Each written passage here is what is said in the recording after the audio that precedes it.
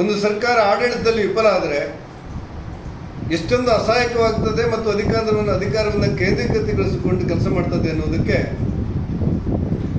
ರಾಜ್ಯ ಸರ್ಕಾರದ ಜನಸ್ಪಂದನದ ವಿಫಲತೆಯೇ ಒಂದು ಉದಾಹರಣೆ. ಗ್ರಾಮ ಮಟ್ಟದಲ್ಲಿ, ತಾಲೂಕು ಮಟ್ಟದಲ್ಲಿ, KDP ಮಟ್ಟದಲ್ಲಿ ನಡೆಯುವಂಥ ಜನಸ್ಪಂದನ ಕಾರ್ಯಕ್ರಮ ಇಲ್ಲಿ ವಿಫಲ ಆಗಿದೆ ಹಿನ್ನೆಲೆಯಲ್ಲಿ, ಇಲ್ಲಿ ವಿಫಲ ಆಗಿಬಿಟ್ಟಿದೆ. ಜನಸಾಮಾನ್ಯರಿಗೆ ಯಾವ ಸವಲತ್ತುಗಳು ಸಿಗದಿರುವಂಥ ಒಂದು ಪರಿಸ್ಥಿತಿಯಲ್ಲಿ ಜನಸ್ಪಂದನ ವಿಫಲ ಆಗಿರುವಂಥ ಹಿನ್ನೆಲೆಯಲ್ಲಿ ಇವತ್ತು ಸ್ವತಃ ಮುಖ್ಯಮಂತ್ರಿಗಳು ಮತ್ತು ಉಪಮುಖ್ಯಮಂತ್ರಿಗಳು ವಿಧಾನಸೌಧದಲ್ಲಿ ಜನಸ್ಪಂದನವನ್ನು ಮಾಡ್ತಾ ಇದ್ದಾರೆ. ಈ ಜನಸ್ಪಂದನ ಅನ್ನೋದು ಕೇವಲ ತಾಲೂಕು ಕಚೇರಿಗೆ ಬಂದ ಕಡತಗಳ ವರ್ಗಾವಣೆ ಮಾಡೋದು ಬಿಟ್ಟರೆ ಸ್ಥಳದಲ್ಲಿಯೋ ಅಥವಾ ಪ್ರತ್ಯಕ್ಷವೋ ಪರೋಕ್ಷವೋ ಯಾವುದೇ ಸಮಸ್ಯೆಗಳನ್ನು ಪರಿಹಾರ ಮಾಡುವಂಥ ಒಂದು ವ್ಯವಸ್ಥೆಯಾಗಿ ರೂಪುಗೊಂಡಿಲ್ಲ.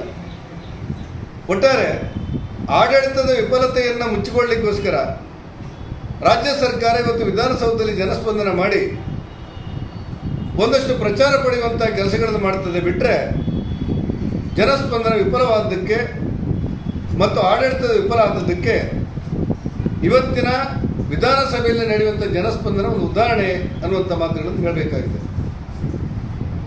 ದುರದೃಷ್ಟಕ್ಕೆ ಕಾಂಗ್ರೆಸ್ ಸರ್ಕಾರಕ್ಕೆ ಜನ ಮತ ಹಾಕಿ 136 ಸೀಟುಗಳನ್ನು ಬಂದ ನಂತರ ಒಂದು ಒಳ್ಳೆಯ ಅಧಿಕಾರ ಕೊಡಬಹುದು ಅಂತ ನಾವು ಯೋಚನೆ ಮಾಡಿದರೆ ರಾಜ್ಯ ಸರ್ಕಾರ ಸಂಪೂರ್ಣವಾಗಿ ದಿವಾಳಿ ಆಗುವಂಥ ಸ್ಥಿತಿಯಲ್ಲಿತ್ತು.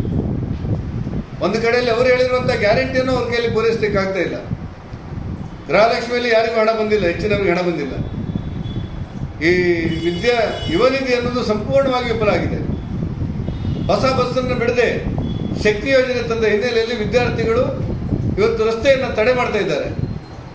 ಇಂಥ ಒಂದು ವ್ಯವಸ್ಥೆಗಳನ್ನು ಮುಚ್ಚಿಕೊಳ್ಳಲಿಕ್ಕೆ ಮತ್ತು ರಾಜ್ಯ ಸರ್ಕಾರದ ಬರವನ್ನು ಯಾವ ಕಾರಣಕ್ಕೂ ಕೂಡ ಬರವನ್ನು ನಿಭಾಯಿಸುವಂಥ ಶಕ್ತಿ ಇಲ್ಲ.